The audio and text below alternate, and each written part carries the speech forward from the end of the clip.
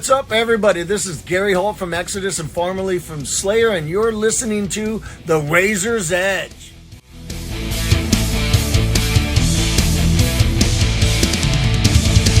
Kat from The Razor's Edge. I'm here on the last day of Bloodstock with Brody from Rivers of Nihil, who played earlier on the main stage. How are you? I'm doing great. How about yourself? I'm not too bad. As we were just saying, we're all a bit hot, but we're glad to be here, right? Right, that's right.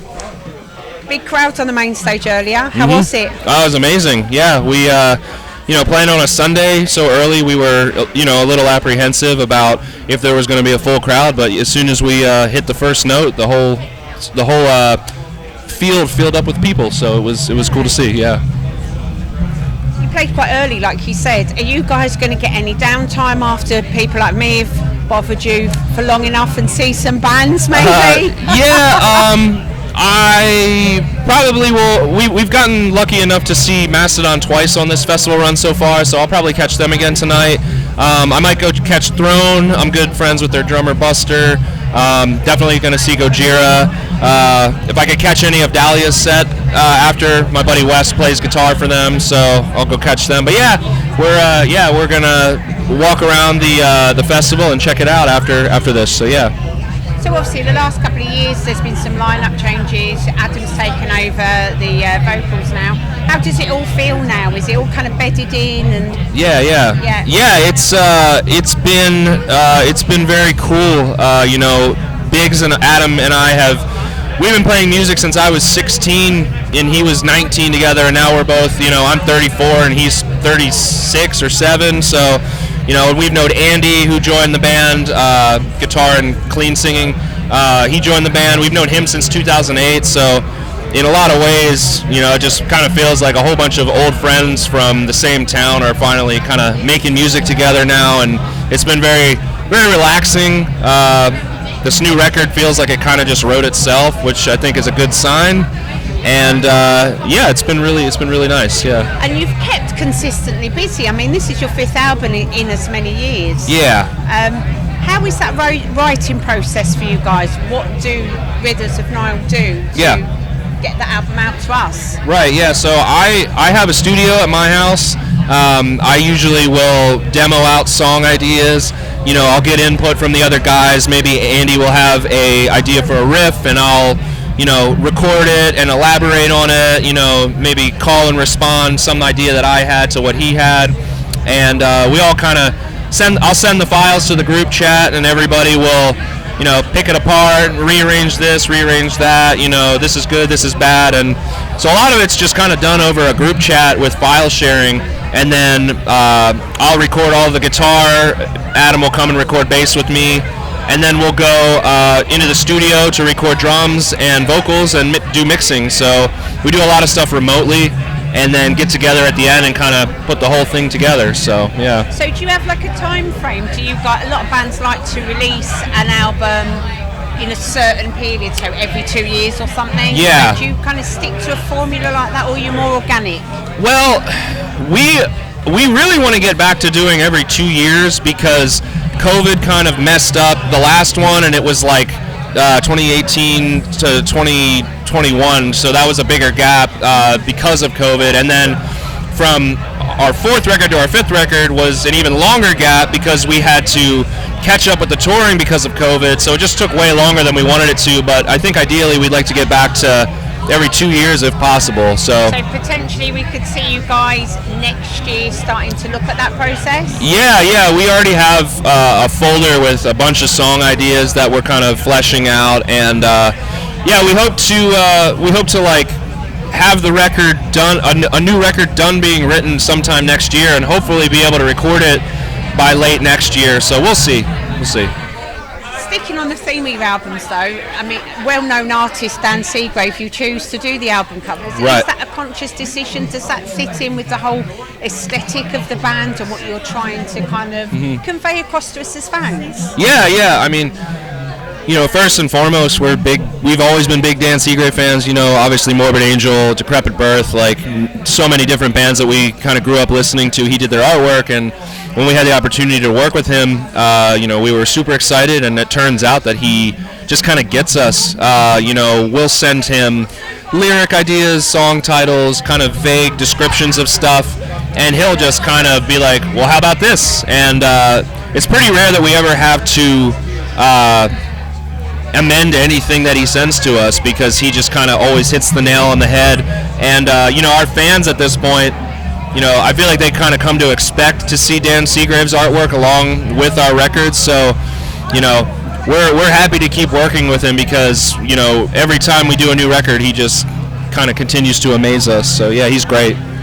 What do the next 12 months look like for you guys after you've obviously finished with the European festival season? Is there any plans you can tell us about? Yeah, so we're doing a festival in the States, in Georgia, called Prog Power, which is a fairly large prog metal festival. That'll be in early September. We're announcing a tour in North America for November, December. Can't say who it's with yet, but that should be coming out soon. And in January, February, we are going to Latin America for the very first time. So Mexico, Chile, Brazil, Peru, all kinds of different spots down there that we've never been to. So that'll be really exciting. We played in Mexico before, but never gone to South America. So January and February for that. So we're very much looking forward to going down there for the first time. Yeah. Can we expect to see you in the UK hopefully again soon? Yeah, I would say sometime next year. Yeah, there's a few different things that are sort of floating around at the moment, but nothing that's been announced yet. So hope so, though. Yeah. Definitely. We were talking before, and you're from Pennsylvania. Yeah. What is the kind of, I hate to use the term, extreme metal scene like in Pennsylvania? Because you find a lot of the bands we're talking to at the weekend, Frail, yourselves, different bands really like coming to Europe, because they feel like we're more open to different types of metal in subgenres. Yeah, it's definitely, like, when we first started, we didn't really have any other bands that sounded like us, so we would just end up playing with like punk and hardcore bands a lot of the times. But then other metal bands sort of started popping up around that era, like Black Crown Initiate, Andy's previous band that he was in before Rivers of Nile.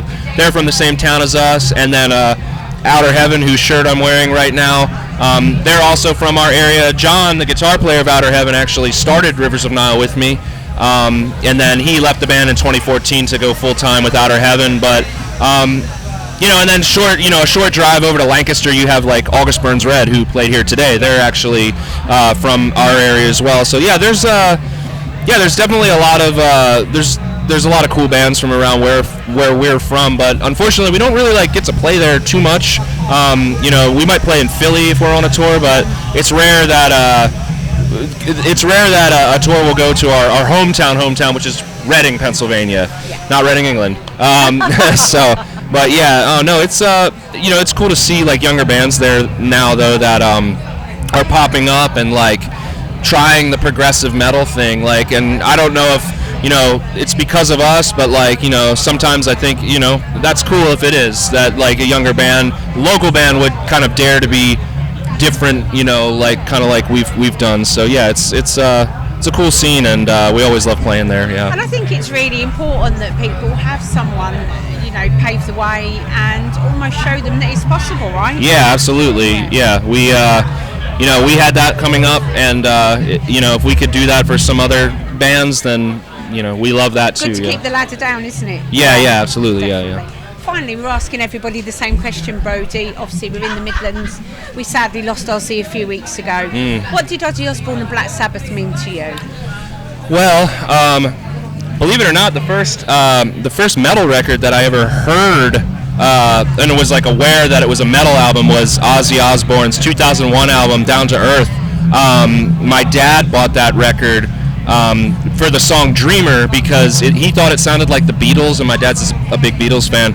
I am too, but he bought that CD, and I saw the artwork, and I was like, that looks scary, so I stole it, took it to my room, put it on, and I was kind of just blown away by the artwork and the sound of the music and Zakk Wylde's big guitar solos. And so yeah, Ozzy Osbourne is technically he's probably the first heavy metal artist that I was actively aware of myself listening to. So yeah, he's had a undeniable impact on my life as a musician, and obviously, and then Zakk Wylde is one of my favorite guitar players, Randy Rhoads, as well.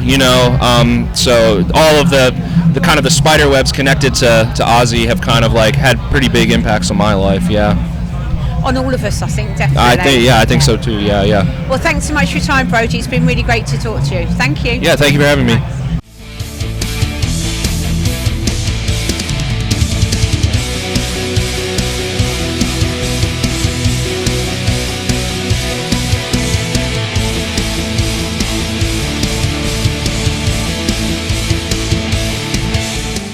Thanks for listening. Make sure you keep up to date with all of our interviews by subscribing to our channel. For all the latest news, reviews, interviews and more, head over to our website www.therazorsedge.rocks.